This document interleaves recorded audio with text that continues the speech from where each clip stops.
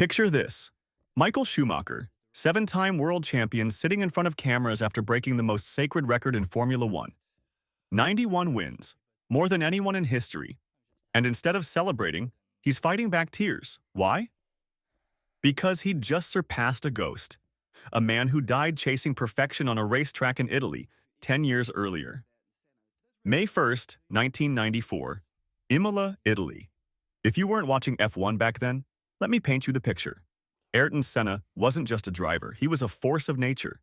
3 world championships, 65 pole positions, and an obsession with speed that bordered on spiritual.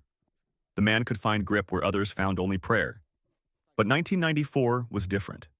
Senna had moved to Williams, chasing that elusive 4th title. The car was a rocket ship, but it was trying to kill him, literally.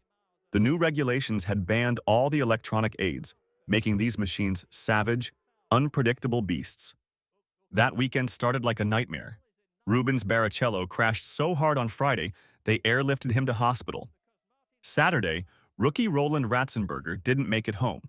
The sport was bleeding, and Senna felt every drop. Sunday morning, Senna walked the track. Witnesses say he looked haunted. His girlfriend Adrienne later revealed he'd been having dreams about crashes. But when the lights went out, there was only one place Ayrton Senna belonged, at the front of the pack. Lap 7, the Tamburello corner, a sweeping left-hander that drivers took flat out at nearly 200 miles per hour.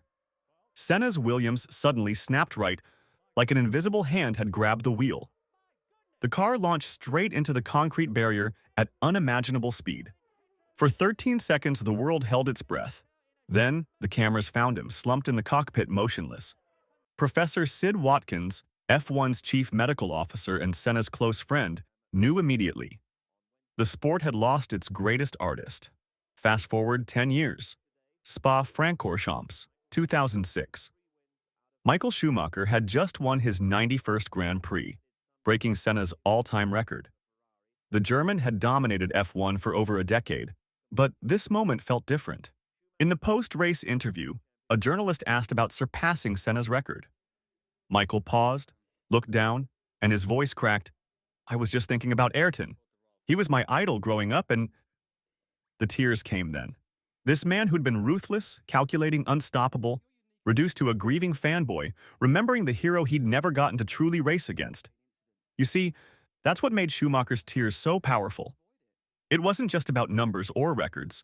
It was about a young German kid who'd watched Senna dance in the rain at Monaco, who'd studied every move, every line, every impossible victory.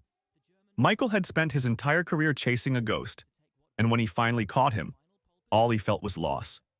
Senna died believing perfection was possible on a racetrack. Schumacher proved it was, but at a cost neither man could have imagined. Sometimes the greatest victories carry the heaviest weight. That's F1 history, mate. Not just cars going in circles, but human beings pushing beyond human limits, carrying the dreams and ghosts of everyone who came before. 91 wins meant everything and nothing all at once.